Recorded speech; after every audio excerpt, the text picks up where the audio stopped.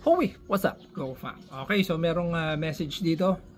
Sabi ni Mac Tayaban, pa-vlog naman tungkol sa amine at saka ester na 2,4-D. Go fam. So eksakto, tapos na tayo sa pagtatanim ng mais, ng tubo, at meron pang konting palay, go fam. So meron tayong time na sagutin to.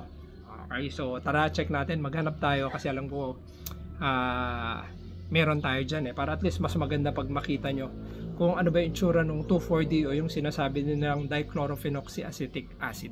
Okay, nakakabulol pero 2,4-D na lang. Okay, so tara. Okay, so dito tayo, tara, pasensya na, magulo dito sa amin. Minsan na pagkakamalan tayo nagbebenta Dali, una dito. Hanap tayo, go fam. Ito, ano ba itong mga to? Maraming gulo dito ito, round up to advance. Ayun, ito amine. Tara. Okay, so hanap pa tayo ng ester, go man. Okay, so meron na tayo nitong amine. Hanap na lang tayo ng ester. Check natin sakali meron dito. Syempre, 'di ba? Pag farmer, alam mo na. Amine. Ay, ito pala. Nalagpasan natin, go fam. Alright, so ito, ester. Tara, pag-usapan natin, go fam. Okay, so ang 2,4-D na meron tayo, go fam, dito is yung ester at saka yung amine. So, saan ba ginagamit to, go fam? So, ito ay post-emergence herbicide. Particularly, ang pinapatay nito, go fam, ay yung mga broad leaves. Okay, broad leaves. Ibig sabihin, pag ganyan, broad yan. Okay, pag ito grasses, hindi. Kita nyo naman, may palayan pa kami sa bahay. O, ayan, o. Okay, ito broad leaves. So, ibig sabihin, pag tinamaan to ng 2,4-D, yung mga ganito, mamamatay, go fam. Okay? O, paano niya pinapatay? So, ang ginagawa niya is uncontrolled growth. Okay, kung para sana siyang naka-steroid yung halaman na ano kasi ito parang growth stimulant. Okay, parang hindi niya makokontrol yung halaman hanggang sa yung kanyang paglaki hanggang sa mamatay siya. Okay, ngayon anong pinagkaiba nito? Okay, meron lang namang na magkamali, baka 3 lang yung pinagkaiba nito, go fam. Okay, unahin natin tong si ester.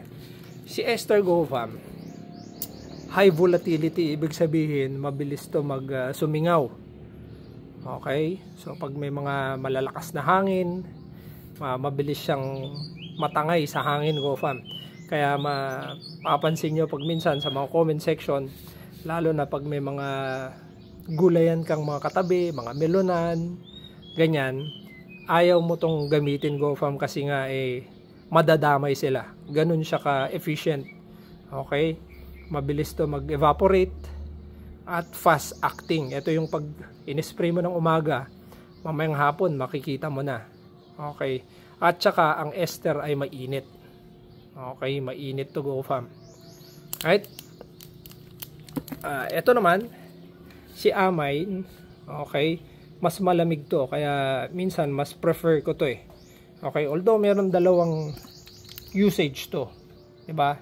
So pag mainit ang panahon o di ka merong malalakas ang hangin or pag meron tayong mga katabing gulayan, ito yung ginagamit natin, especially sa maisan natin, go fam, amine, kung ayaw mong makaperwisyo, kasi ito ay slow acting.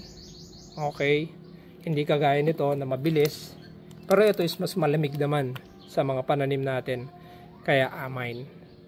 Okay, so ulitin ko, si ester highly soluble, go fam, mas mabilis yung bisa nito, kaya lang ang problema nito sobrang lakas, pati yung katabi mong gulayan kung meron man ay nadadali.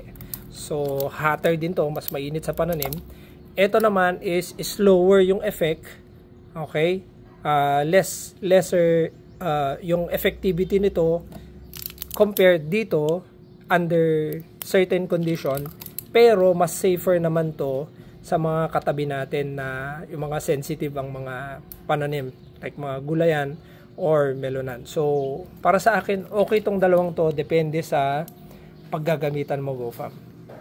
Okay, so last note ko na lang, take note sa mga kamais natin, yung mga nagmamais dyan, GoFam, na wag nyong susundin itong recommendation, yung recommended rate ng corn.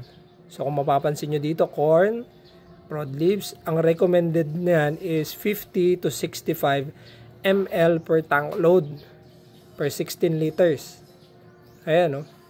So, 6.5 times 10 ml kasi yan 65. Huwag niyo po itong susundin. Okay? Ang nire-recommend ko lang is nasa 10 ml. Huwag ka nang susobra doon. Kasi nga, pag nilagay mo to, pag sinunod mo to, GoFam, itong 2 to 3 weeks old, or kung anong mas mauna, kung meron ng 2 to 4 weed stage, at blinangket spray mo to dun sa maisan mo, ay nako, tsak, baluktot lahat ng mga maisan mo, GoFam, kapag sinunod mo itong recommended rate nito. Mapapahamak kayo, GoFam. Pero ano lang ba naman yung alam ko, GoFam, 30 years pa lang naman ako sa maisan. So may mga expert naman dyan, sinasabi nila sundin yung label, o di try nyo, lagyan nyo po ng 60-65 ml, tapos spray nyo po yung maisan nyo, tapos saka nyo po ko balitaan kung ano nangyari sa mais nyo.